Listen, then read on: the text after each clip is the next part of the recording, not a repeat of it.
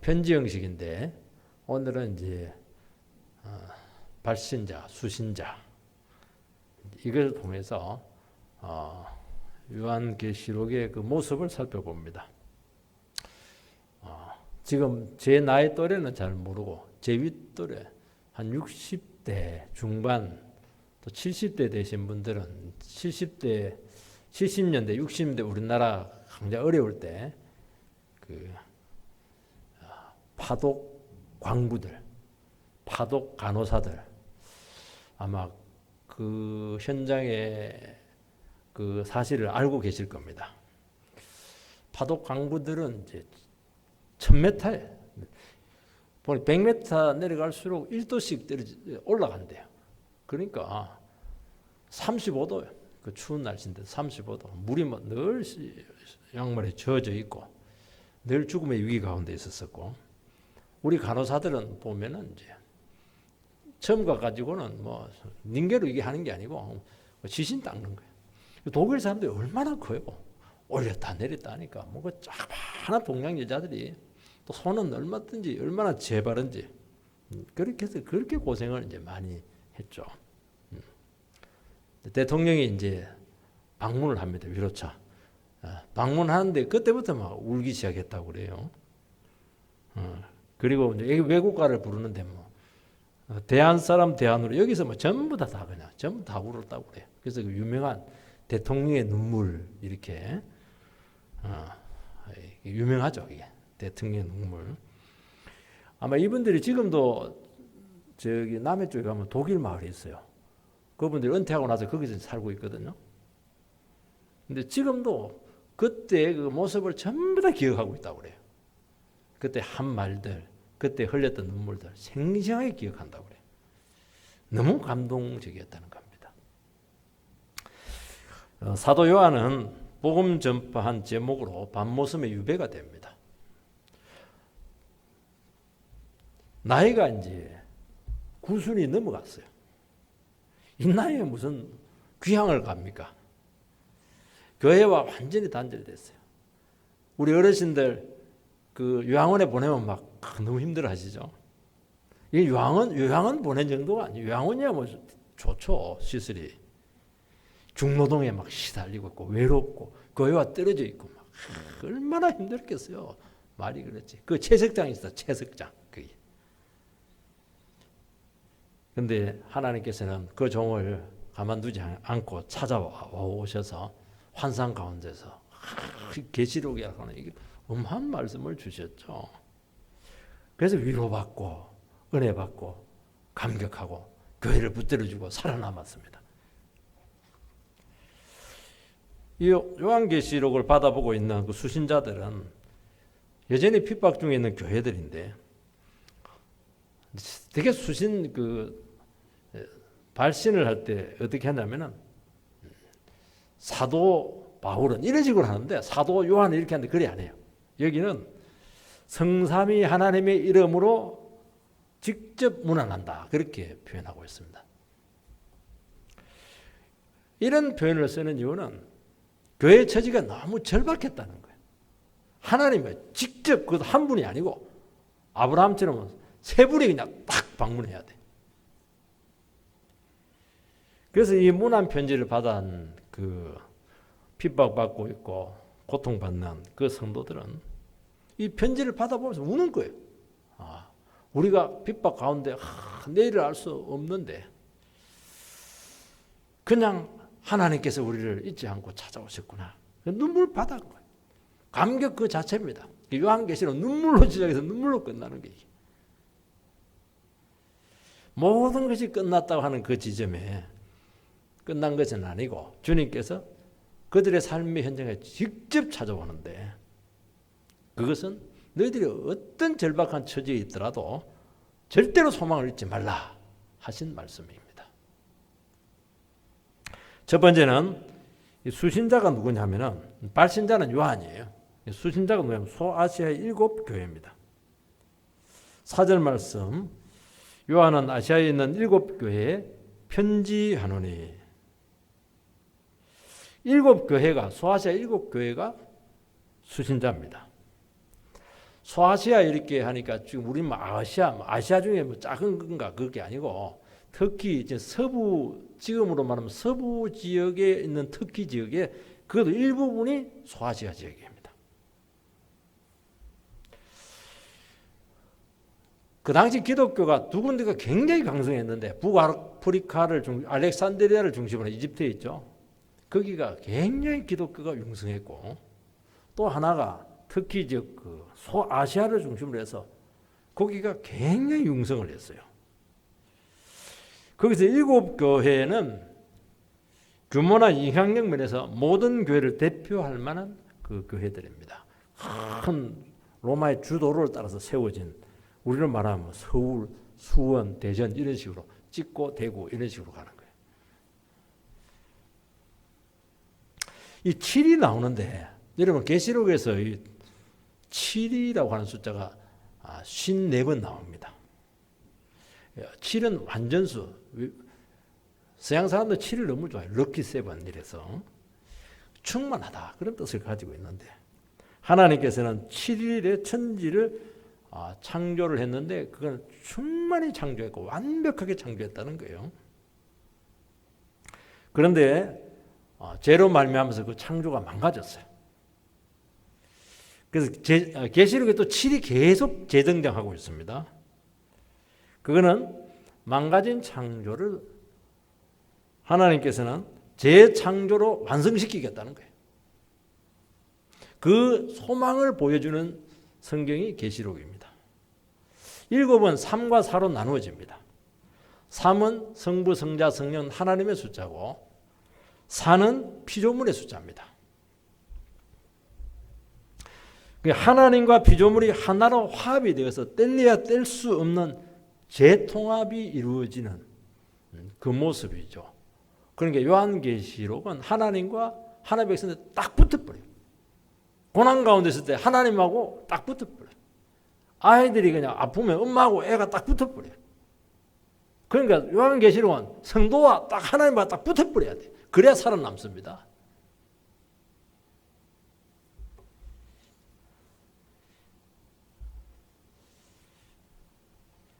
그러니까 죄로 깨어진 관계가 재회복이 되고 지금 지상교회는 막 망가지고 있고 핍박 중에 있지만은 이 회복에 대한 소망을 절대로 포기하지 말아라 하는 소망의 책으로 주신 것입니다. 7교회는 굉장히 대표적인 그 영향력이 커요. 그렇지만 7교회는 그 교회마다 전부 다 특징이 있어요. 다 달라요. 굉장히 다양하다는 거예요. 큰 교회도 있고 작은 교회도 있고 살아있는 교회도 있고 변질된 교회도 있고 심지어 4대 교회는 죽은 교회예요. 근데 죽었는데 왜 교회냐? 교회는 얼마든지 살아날 수 있어요. 죽어도 살아나요. 그 7교회는 모든 유형 교회를 대표한다는 거예요. 교회가 다양한 모습을 가지고 있지만은 그에 대한 평가는 주님이 하시고 하나님께서는 교회들마다 전부 다 하나님께서 역사를 하신다는 겁니다. 7교회에 편지한 것은 지금 사단의 집중적인 공격의 대상이 되고 있다는 겁니다. 왜냐하면 7교회는 세상에 엄청난 영향력을 주고 있고 부흥되고 있고 그냥 마귀가 놔두질 않는 거예요. 마귀도 공격할 때도요. 저 시시한 그런 데 하는 게 아니고 아주 중요한 교회 여기를 그냥 계속 고통을 시험 들게 하고 있거든요. 그러니까 그러면 어떻게 됩니까? 그때는 더 기도를 강화해야 되고 말씀을 더 강화해야 된다는 거예요. 여러분 오늘도 마찬가지입니다. 교회가 부흥됐다가 사그라지는 것은 한순간이에요. 그런데 그 원인이 어디 있냐? 기도의 부실이 있고 말씀의 부실에서 온다는 거예요. 아무리 잘해놔도 말씀이 부실해지면 바로 무너집니다. 참 특이해요. 아무리 작아도 성도적 아무리 역사가 적고 이렇게 해도 말씀이 딱 선포되면 팍 살아나요. 희한해요. 교회는 이게. 그러니까 이 험난한 시대, 핍박의 시대, 고난의 시대는 뭘 해야 되느냐? 말씀을 증거하고 기도를 팍 해서 기초 체력을 팍 심어놔야 돼. 기초 체력이 있으면 병군이 들어와도 얼마든지 이겨내잖아요. 그래서 믿음을 자꾸 강화시켜야 됩니다. 그래서 교회는 먼저 해야 될 것이 열심도 내야 되겠고 많은 일도 해야 되겠지만은 말씀으로 자기를 건강하게 만들어놔야 돼. 그래야 시험에 무너지지 않아요. 열심히 하다가 시험으로 무너지는 사람 너무 많거든요. 많은 일을 했는데 또 그냥 낙심해서 무너진 사람이 너무 많은 거예요. 로마는 인류 역사상 초강대국입니다. 무력에 의한 세계 평화를 지탱하고 인류 역사상 로마처럼 강대하고 완전한 나라 시스템을 지금도 이루지 못하고 있어요. 그렇게 완벽한 사상이나 체계나 이런 것들이 정말 인류가 태어난 이래로 완전한 나라의 한 모습을 보여줬어요. 그 세상 나라죠. 무한대의 힘을 가지고 로마를 대적할 수가 없어요.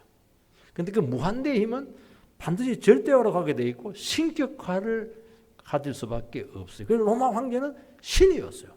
황제 승부가 제일 발달된 곳이 바로 소아시아 이 지역이었습니다. 여러분 사도행전에 보면은 교회하고 로마의 관계는 중립적이고 상당히 또 우호적이었어요. 그때가 이제 AD 한 60년경이죠.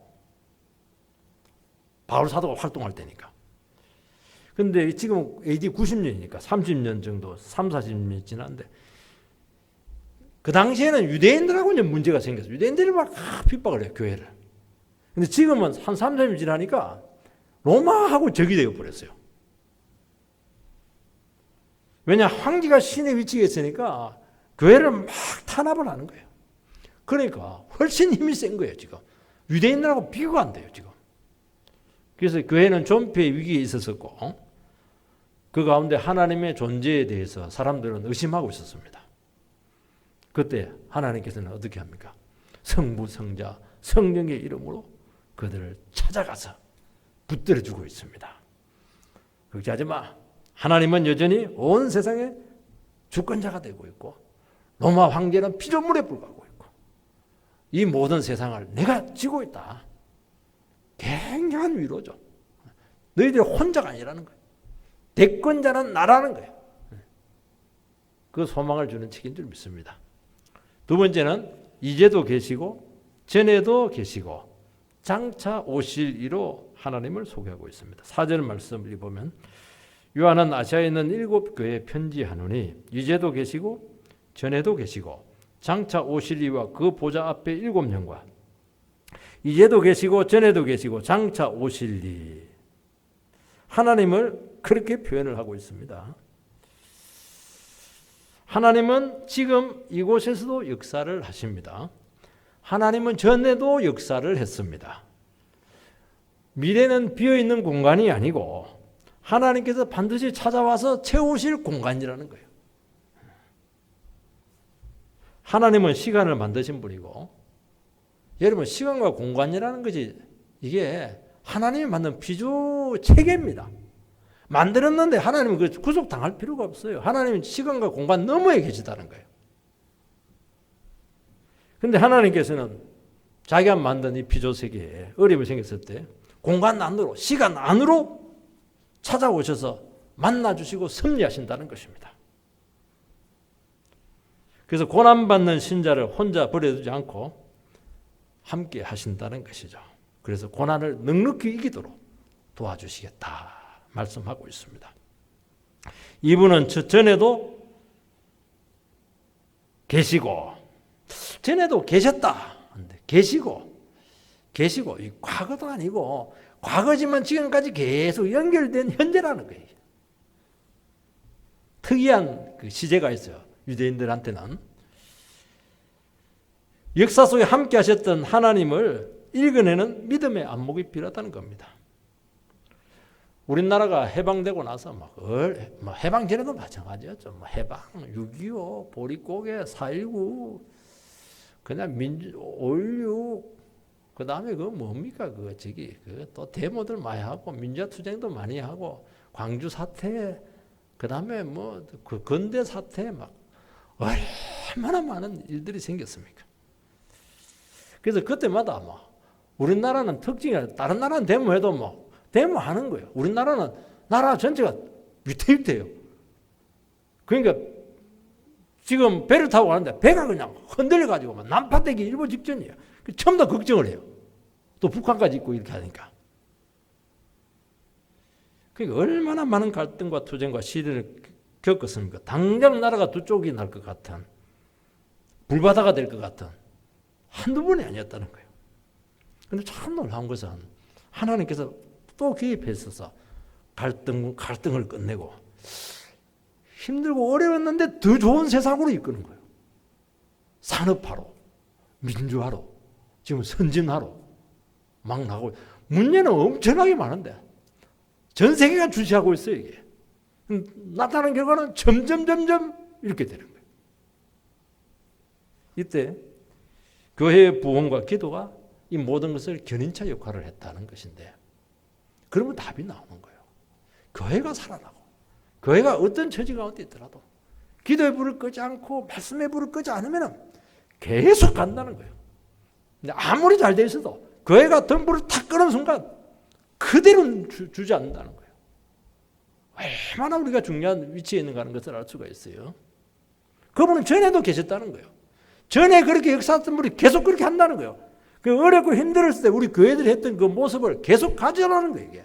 그 헝거리 정신을 그대로 가지고 있고, 그냥 주일 그냥 목숨 걸고, 기도에 목숨 걸고, 말씀 안에 목숨 걸고, 그러면 계속 간다는 거예요. 선진화를 넘어서서 뭐 초인류로 간다는 거예요.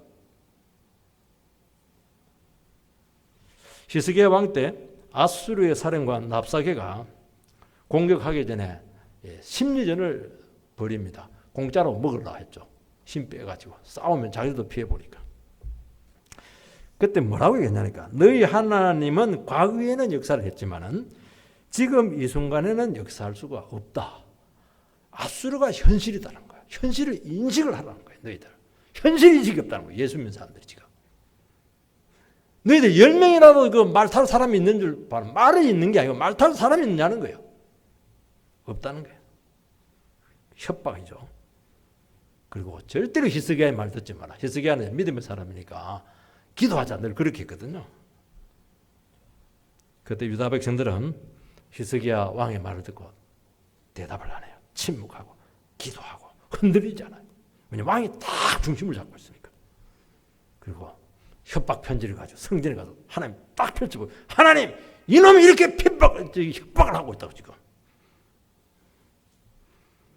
하나님께서 그날 저녁 천사 한 분을 보내어서 18만 5천 명을 떼죽음을 시켜버립니다. 이렇게 싸우는 거예요.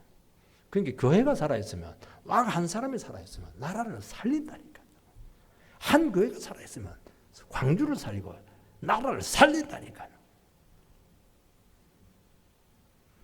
여러분, 세상이 미쳐서 날뛰고 악한 통치자가 위협해도 하나님께서는 자기 백성과 함께 하시고 때가 되면 역사를 심판하시고 바로 잡는다는 것입니다.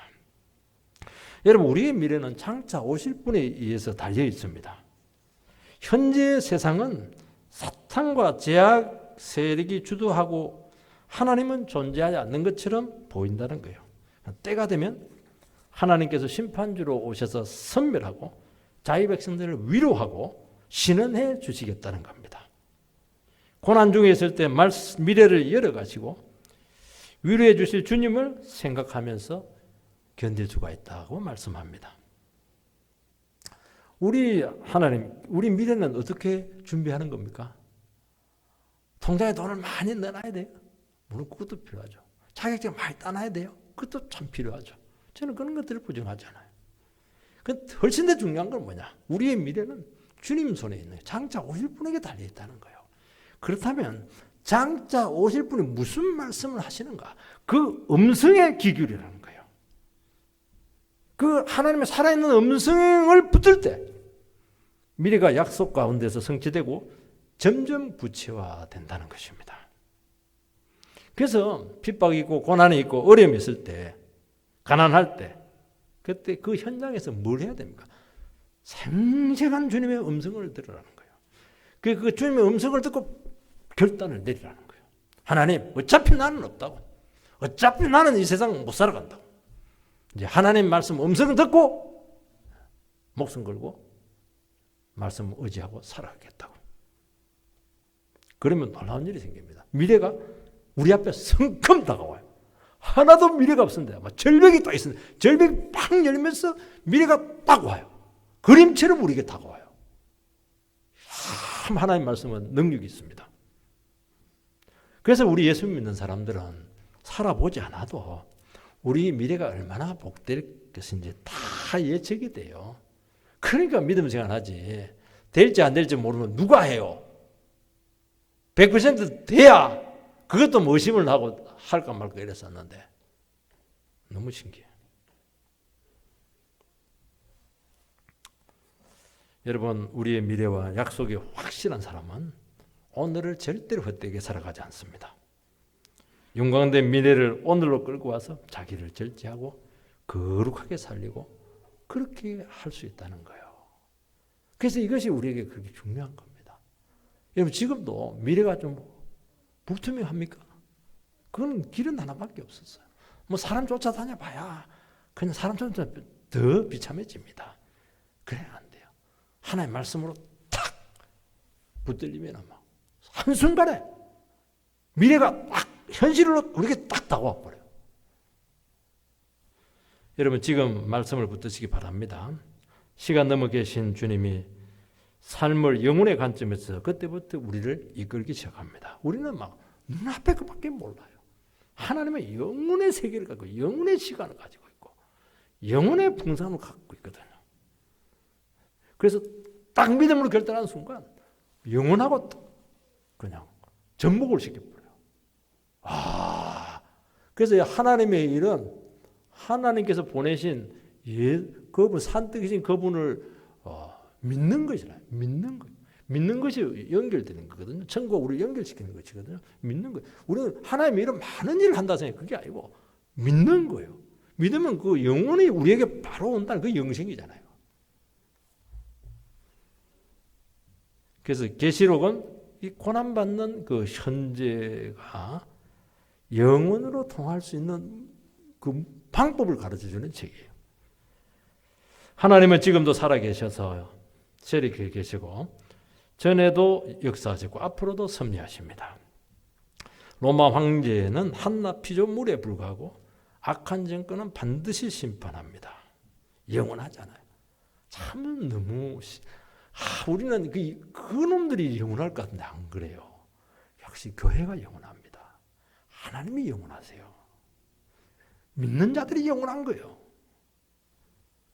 산처럼 높아진 모든 세력들은 반드시 싸우셔서 그것은 우상에 불과하다는 것을 반드시 드러내시겠다는 것입니다. 왜냐하면 하나님은 특징이 하나예요. 다른 건 다 유일하신 하나님이라는 뭐냐면 감히 나랑 비교할 것들이 있어? 그거는 이제 안 돼요. 그거는 하나님은 스스로 절대자가 되시기 때문에 그 절대권에 도전하는 것은 이게 아무것도 아니다. 우상이다. 지푸라기다는 것을 여전히 드러낸다는 거예요. 왜냐하면 그것이 하나님 백성들 너무 현혹을 시켰거든요. 돈이 막 절대자가 돼버렸어요. 사람이면 절대자가 돼버렸어요. 그게 뭐 얼마나 형편없는 것인가 하는 걸 절대적으로 드러내겠다는 거예요. 그런 백성들이 안심을 하는 거예요. 내가 쏠 뻔했구나 한다는 겁니다. 세 번은 보좌에 있는 7영이십니다. 하나님의 보좌 앞에 있는 7영. 7영은 성령님이시죠. 7은 완전하다, 충만하다고 말씀하셨습니다. 성령님은 완전하신 하나님이시고 충만하신 분이시고 모든 교회를 충만하게 채우실 분이시고 그 성령의 역할과 기능도 다양하고 그분이 주실 은사와 능력은 너무너무 풍성하다는 거예요. 여러분, 이 세상에 그런 것들이 있나요? 여러분, 돈이 아무리 많아도 이렇게 많나요? 힘이 아무리 많아도 이렇게 힘이 넘치고 그렇게 하나요? 안 그럴 거예요. 저도 이제 6학년 되니까 좀 달라요. 근데 성령님은 안 그래요. 무진장 주겠다는 거예요. 무진장. 교회는 핍박 속에 흔들리고 있고 존폐의 기로에 있습니다. 교회를 붙들 수 있는 길은 보좌 앞에 계신 7영이십니다. 여러분, 교회를 뭘로 붙들겠어요? 사람을 끌어모으면 붙들어지면 돈 많은 사람 끌어다 놓으면 그거 붙들어져요? 돈이 많으면 싸워요. 더 난립니다. 돈이 가난하고 입에 풀칠하고 그냥 기도하는 게 훨씬 더 깨끗해요. 놀라운 사실은 고난 중에 있고 핍박 중에 있을 때 성령님께서는 더 역사를 하신다는 거예요. 인간이 보지 못하는 깊고 엄밀한 부분을 전부 다 지혜로 주시겠다는 거예요. 사탄의 음모로 손바닥처럼 보게 하겠다는 겁니다. 그러면 이기죠. 우리 죄를 보게 하시고 세속에 물들지 않게 하니까 우리를 지켜낼 수 있잖아요. 그래서 성령님이 함께하면 모든 것을 이길 수가 있습니다. 이 말씀이 오늘날에는 와닿지가 않아요. 왜냐하면 풍성에 너무 많아요. 지금 핍박도 없어요. 어려움도 없어요. 가난하지도 않아요. 성령 하나가 없어. 성령님이 굉장히 헷갈리고 있어요. 지금 성령님이 있는 건지 없는 건지 지금. 그 이유는 딱 하나입니다. 세상 우상과 타협하고 있다는 겁니다. 그래서 교회는 편안하고 부유할 때 훨씬 더 위험합니다. 편안하고 부유하고 막 사람이 더 생기고 더 가난한 것처럼 그냥 머리 풀고 옷 찢으면서 그렇게 기도해버리면 돼요. 원래 가난하면 원래 옷이 찢어져 있으니까 더러우니까 괜찮은데 잘 사는 게 이게 안 되는 거예요. 이게. 여러분 교회가 뒷발릴 때는 죽기 살기로 기도합니다. 그러니까 더 부흥이 나타나는 거예요. 현실에 만족하고 부족하지도 않고 그러면은 보이지 않게 내부적으로 썩습니다. 여러분 가난하고 생존이 위태로울 때는 적어도 하나는 돼요. 더럽지는 않아요. 깨끗합니다. 지금 문제없는 교회가 없잖아요. 싸우지 않는 교회가 정말 없을 정도다. 정말 골병을 앓고 있고 중병에 걸려있다. 이런 진단들을 많이 내놓고 있어요. 지금. 썩는 연체가 진동을 하고 있다는 거예요. 그거는 가난해서 그런 게 아니에요. 어려움이 없어서 그런 게 아니에요. 너무 잘 살아서. 너무 똑똑해서 그렇다는 거예요. 여러분 신자의 삶과 교회의 상태가 허약하고 제 역할을 못하는 것은 성령님이 부족하고 성령님이 하자가 있고 말이지. 그래서 그런 게 아니에요. 성령님 아무 문제가 없어요. 어제나 오늘날 동일해요. 신자들이 문제고 교회가 문제라는 거예요. 지금. 교회가 다른 데 지금 배가 막 부르다는 거예요. 지금. 간절하지가 않아요. 왜냐면 옛날에 한번 부흥했거든. 한번 우리도 은혜 이빨 받아봤거든. 한번 받았으니까 그거 갖고 막 평생 써보려고 그래요. 그건 그때 일인데. 언제든지 꺼내 쓸 수 있는 것처럼 그렇게 막 딴짓하고 있는 거예요. 그 옛날에 우리 성령 받았을 때 언제도 줘도 됩니다. 오늘 안 주면 내일 줘도 되고 내일 안 주면 한 달 후에 줘도 되고 그렇게 했습니까? 오늘 저녁 안 주면 전 죽어요. 그렇게 하니까 성령이 왔지요.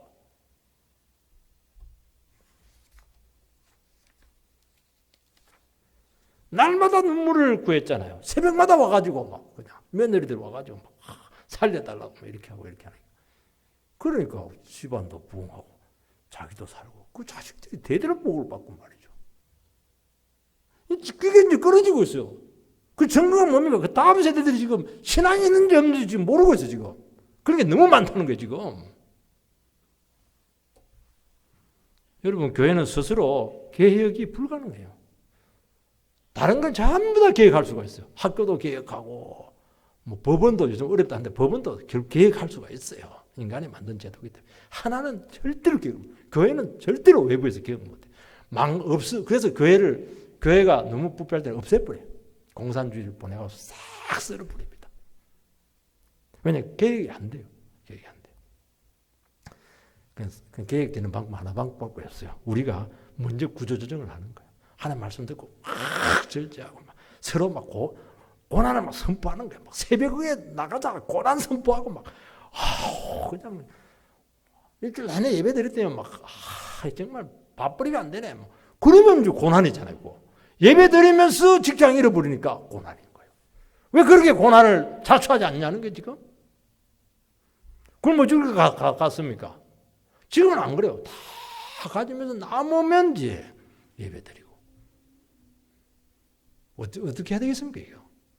그러니까 무슨 계획이 됩니까? 안 되는 거예요.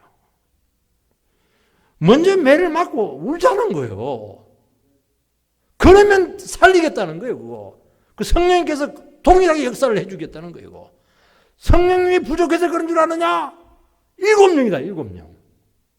지금 한 명도 지금 못하고 있잖아요, 한 명도. 네 번째는 성도의 모델이신 그리스도입니다. 성자 하나님이 소개되고 있는데 세 가지죠. 충성된 증인, 죽은 자들 가운데 먼저 나신 자, 땅의 임금들의 머리가 되신 분, 세 가지로 지금 얘기하고 있습니다. 핍박과 고난과 불신의 시대는 본받을 모델이 정말 필요합니다. 왜냐하면 어떻게 해야 될지 몰라요. 평안할 때는 뭐 주님 뜻대로 살고 뭐 인도가 듣고 이렇게 하는데요. 그런데 이제 간절하지가 않아요. 핍박이 딱 닥치면은 주님밖에 없고, 주님이 실제적인 분이시고 주님이 모델입니다. 이분은 육신을 입고 이 땅에 오셔서 온갖 멸시와 배척을 받으시고 십자가에 피 흘려 죽으시고 부활했습니다. 이것이 우리는 뭐 저 멀리 들리는 저 먼 거리 같아요. 근데 딱 고난 현장에 딱 접하게 되면은 이게 이해가 돼요. 주님이 영광 버리고 이 땅에 오셔서 천의 몸에 나시고 고난 받으셔 십자가 죽으시고 삶을 태어나서 장사 지내면 되시고, 이게 우리 안에서 이해가 되고 이게 체현이 되기 시작해요. 여러분, 현실적인 어려움은 단지 어려움만이 아닙니다. 그때요, 어려움이 생기면요, 우리 안에 막 분노가 막 솟구치고 열등감이 막 충만하고 충동이 막 생깁니다. 그래서요, 막 무슨 짓 할 줄 몰라요. 럭비군 것 같아요. 막 미움으로 충만하고요, 막 불만이 막 다 있고 말이지. 아무도 안 믿고 말이지. 무정하고 말이지. 우리 안에 시궁창이다 보니까 온갖 재성들이 막 그냥 솟구쳐 올라오게 돼 있는 거예요. 그때 우리는 왜 주님이 나를 위해서 십자가에 죽었는가 하는 것이 그때 이해가 되는 거예요. 그 듣는 나고 되겠어요, 그게?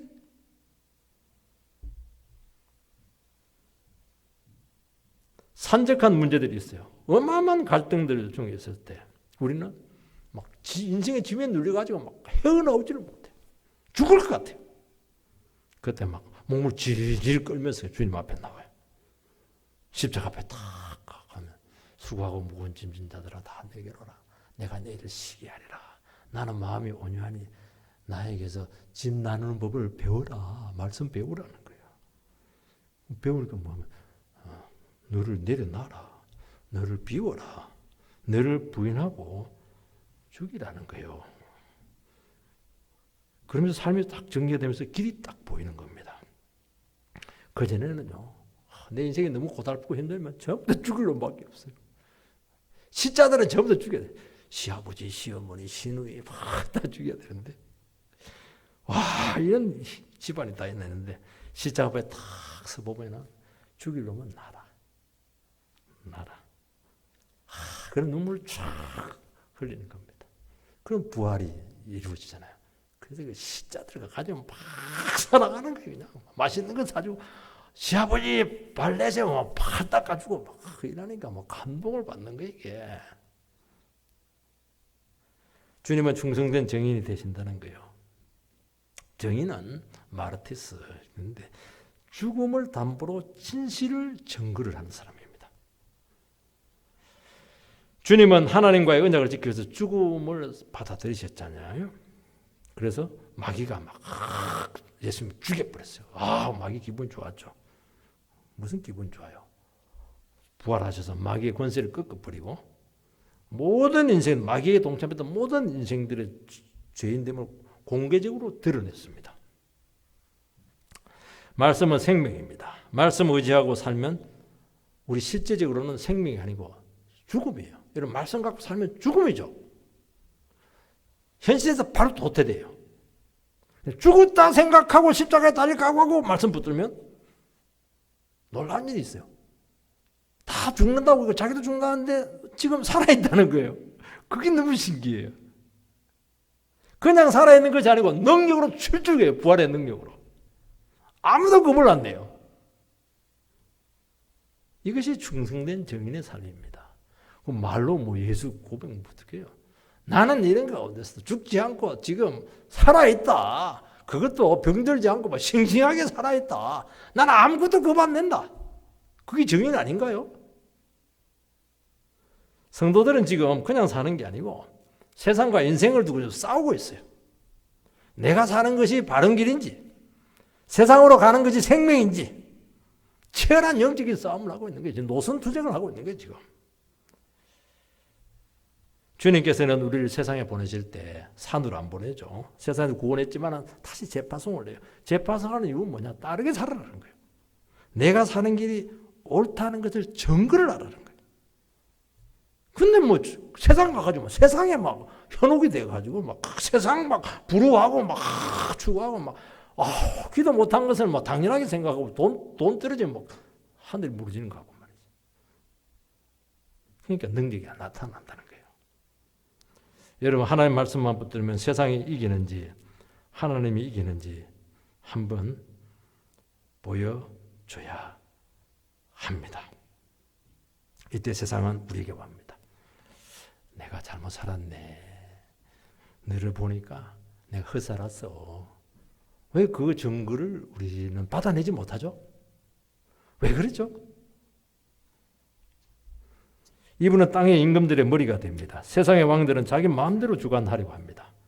그들 뜻대로 세상은 움직이잖아요. 세상은 주님의 의도대로 진행됩니다.